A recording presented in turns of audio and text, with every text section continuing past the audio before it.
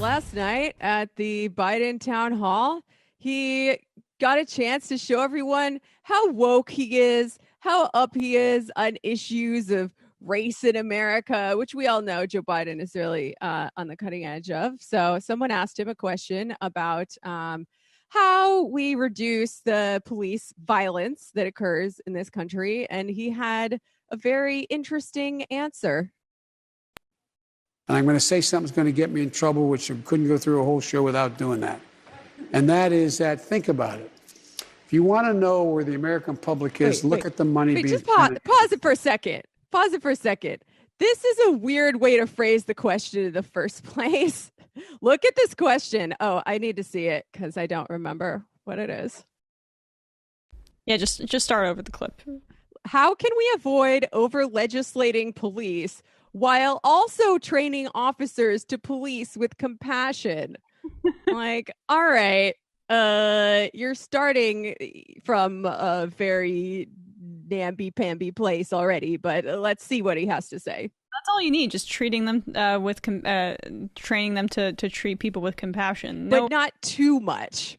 That seems like a GRE question. Like I do this professionally, and it's not even clear to me what exactly over legislating police while also training. Like that's okay. Yeah. And never mind the fact that this is not the discourse that's happening right now. The discourse that has been happening is defund, disarm, abolish, not how do we train police officers to treat people with compassion, which has demonstrably failed every time it's been tried. But you know what? Maybe he has some fresh thoughts on the matter. Sure. I'm going to say something's going to get me in trouble, which I couldn't go through a whole show without doing that. And that is that, think about it. If you want to know where the American public is, look at the money being spent on advertising.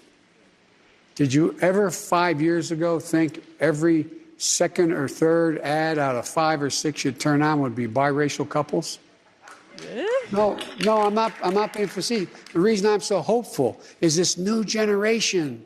They're not like us. They're thinking differently. They're more open. And we got to take advantage of it. I want you to... Oh my God. Okay. He's like your grandpa or your older dad who's just like, you see that? On TV now, and I'm a good person for pointing it out. It's so nice. It's so nice that they're showing that on TV. Like, I guess, okay, props to whoever coached him not to say miscegenation, because he definitely didn't say that. He was probably thinking it. But like, what does any of this have to do with policing? Like, I understand he's like making the connection because he's like, oh, policing, this is a race issue. What else can I say about race? But like, I think it's very telling that this is where his mind goes, right? Because he's selling the Obama era fantasy of a post-racial America, which was already a lie when Obama was doing it. And now he's just trying the Obama playbook again, but it's increasingly ridiculous to try to do that in the era of, oh, I don't know, Charlottesville, Donald Trump, the George Floyd uprising, all of these things that show actually getting worse in some ways. Yeah, I mean, that is so well said. And he's also less convincing at it. And you don't get to like have like automatic credibility with some small section of the audience where it's like, okay, like maybe this is Obama's lived experience. Like Joe Biden just seems like your grandpa who is entirely out of touch on this matter. And it's even worse than what you're saying in the sense that like, yes, he's trying to make these emotional appeals. And I do think that that's just the mode that he reverts back to more often than not out of habit. And he's like not going to learn new tricks at this point. But it's also an attempt to obscure him not doing anything about it. And we saw this from the leaked call to The Intercept.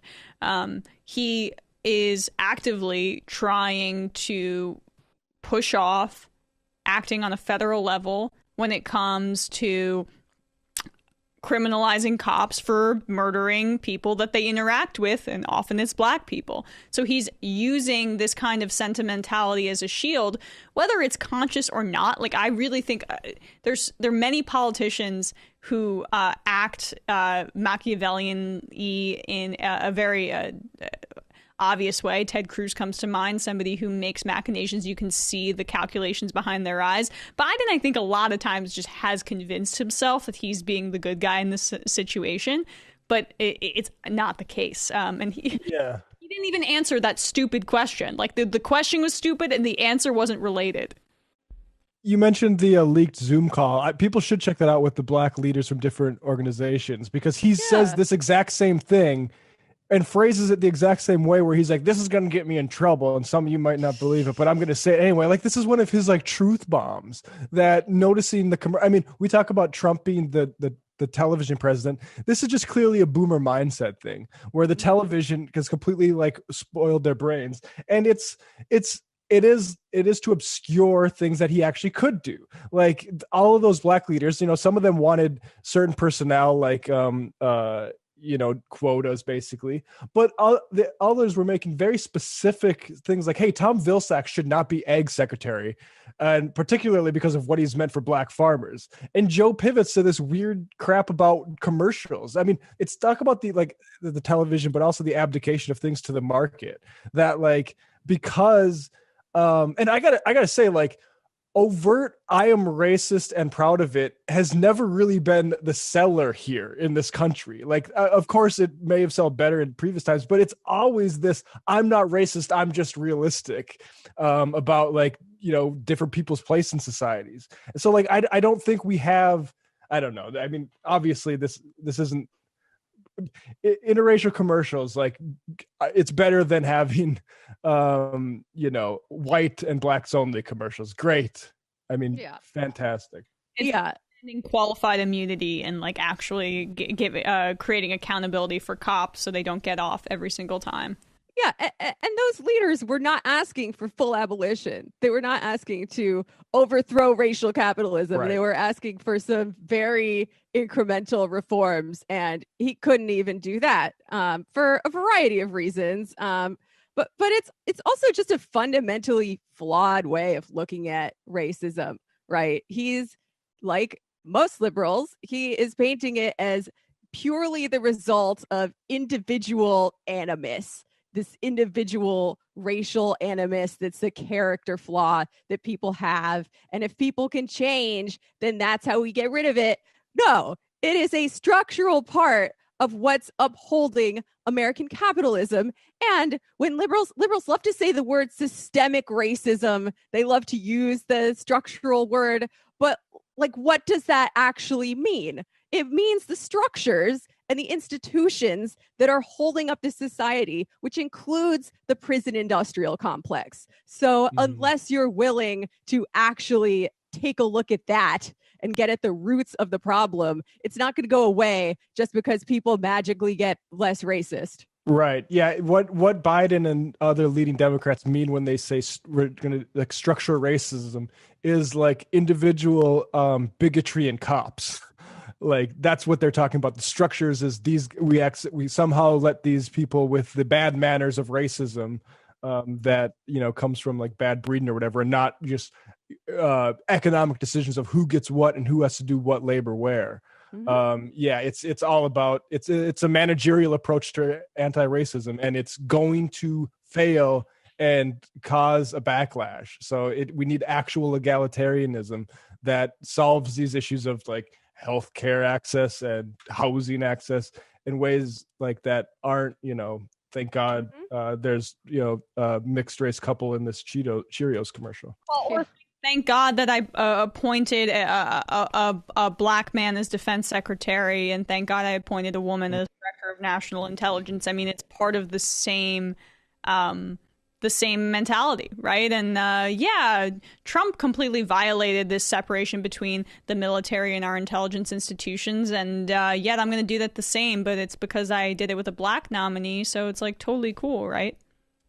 It's infuriating. I don't even want to call it identity politics, because identity politics used to mean something good. It was coined and popularized by a group of black Marxist queer feminists called the Combahee River Collective, who had a class analysis of society, and they used an identity politics analysis to deepen and to improve that class analysis, whereas the Democrats are using identity politics as a shallow cudgel against the left and against actually having to do anything to solve the problems. Yeah, representation's important, but only as important as a supplement to like egalitarian overhaul.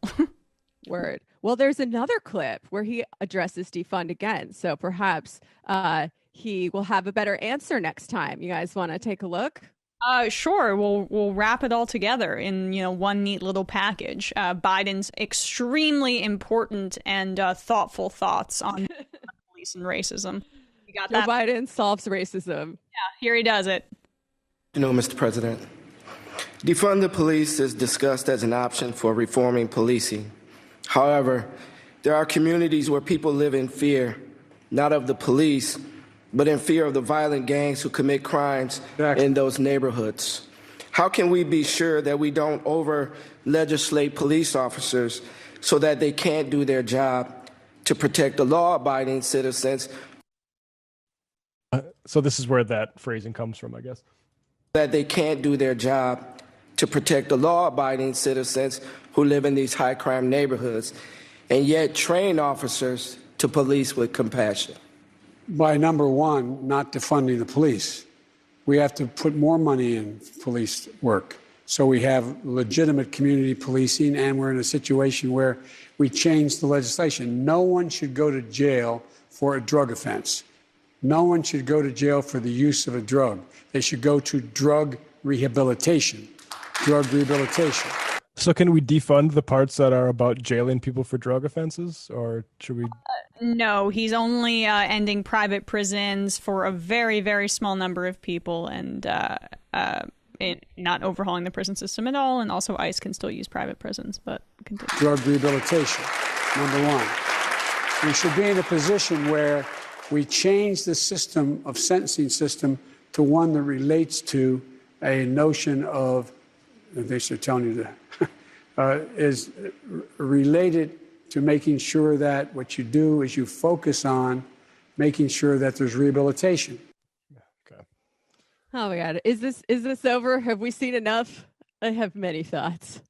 Yeah, go ahead. Go all in. Oh my God. Okay. So first of all, as I learned from reading Alex Vitale's wonderful book, The End of Policing, gang violence has actually gone down since the 1970s, as has all violent crime, but policing continues to go up, and our prison population continues to balloon. And this should tell you something. And what it should tell you is that protecting people from violence is not the job of the police. There are other reasons for this kind of insane growth. And it all goes back, you got to follow the money. Like, there are economic surpluses. Ruth Wilson Gilmore has done a very good job explaining how the need to put this money somewhere and to create these local economies is what contributed to the ballooning of California's prison population. If you build these jails, they will fill them. Like, it is not a one-to-one correspondence. It's not a reaction to a rise in crime. Also, he pivots to talking about drug sentencing laws, right? I agree we need better drug sentencing laws. That doesn't deal with the core issue. That doesn't impact the, we need to get to people before this happens. Because, right, if they've already been sentenced, they've already had a potentially fatal encounter with the police. So we need to be reducing the number of cops on the streets, because study after study in city after city shows that that is the only way to reduce police violence against the public. Also, if you want to talk about these drug treatment programs, these diversion programs that Joe Biden touts as the solution, they are actually very carceral in practice in the way they play out. First of all, obviously, a lot of people don't sell drugs because they're drug addicts. They sell drugs because they need money. So maybe we should give people other ways to make money if you don't want them to be selling drugs, or, give them some help, solve the problem, solve the root cause. But say somebody is addicted to drugs, you have to want to quit. Otherwise, it does not work. If you are forced into a program, on pain of going to jail, because that's what you do if you mess up the program or you don't go. This is backed up by science. It does not work. These are not good programs. They're incredibly punitive. They're incredibly carceral. They are incredibly paternalistic. And if you don't finish, they put you back in jail. Just one anecdote, actually, a girl that I talked to, a young woman who I interviewed for a story I was working on about Ibogaine treatments for drug addiction. She is a therapist now who works with people who got clean using Ibogaine, which is a powerful psychedelic therapy. She said she got clean using Ibogaine, but she said she was in one of these programs and every single person except for her is either dead or back in jail now. It was not a good program. It was a Christian NA kind of thing where they just like put you in a schoolroom and feed you propaganda, and none of this is the answer, is my point.